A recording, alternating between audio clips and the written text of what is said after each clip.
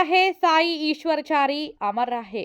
కాంగ్రెస్ ప్రభుత్వం రేవంత్ రెడ్డి సర్కార్ కామారెడ్డి డిక్లరేషన్ను 42% బీసీలకు రిజర్వేషన్ ఇస్తానని చెప్పి గెలిచాక ఇప్పుడు 42% రిజర్వేషన్ ఇవ్వరని తెలుసుకుని బీసీలకు విద్య, ఉద్యోగ, రాజకీయ పరంగా జరుగుతున్న మోసాన్ని తట్టుకోలేక సాయి ఈశ్వర్చారి ఆత్మ బలిదానం వల్లనైనా బీసీలకు న్యాయం జరుగుతుందనే బాధతో బీసీల కోసం ఆత్మ బలిదానం చేసుకున్న సాయి ఈశ్వర్చారి.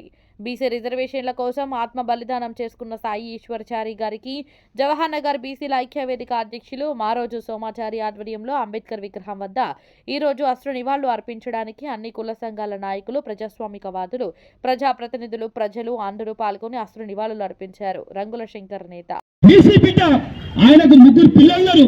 ఈయనని ఏ పార్టీ అన్నా పర్లేగానే ఆయన కుటుంబానికి మనం ఏం న్యాయం చేయాలని చెప్తున్నాం.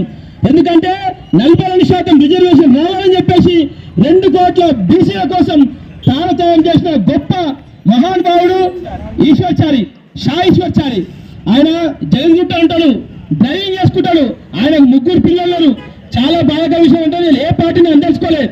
ఏదైతే మనకు అన్యాయం చేసిన ఏ పార్టీ అయినా పర్లే దానిపై కలం తొక్కాలి, బీసీలకు న్యాయం చేసే పోవడం చేయాలి.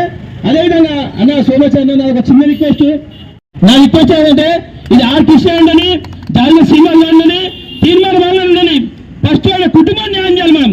ఎందుకంటే 2 కోట్ల మంది జనాభా కోసం తన కుటుంబాన్ని, తన జీవితాన్ని త్యాగం చేసిన గొప్ప గొప్ప బీసీ నాయకుడు ఆయన సాయి చరణ్. కాబట్టి మేము ఒకటే కోరుకుంటున్నాం, ఆయన అకౌంట్ తీసుకొని మనం అందరం బీసీలం ఎంత సాయం చేసి ఆయన కుటుంబానికి 3 పిల్లలు, ఆయన కుటుంబానికి మన అండం నిలవాలని చెప్పేసి నేను ఇదని కోరుకుంటున్నా.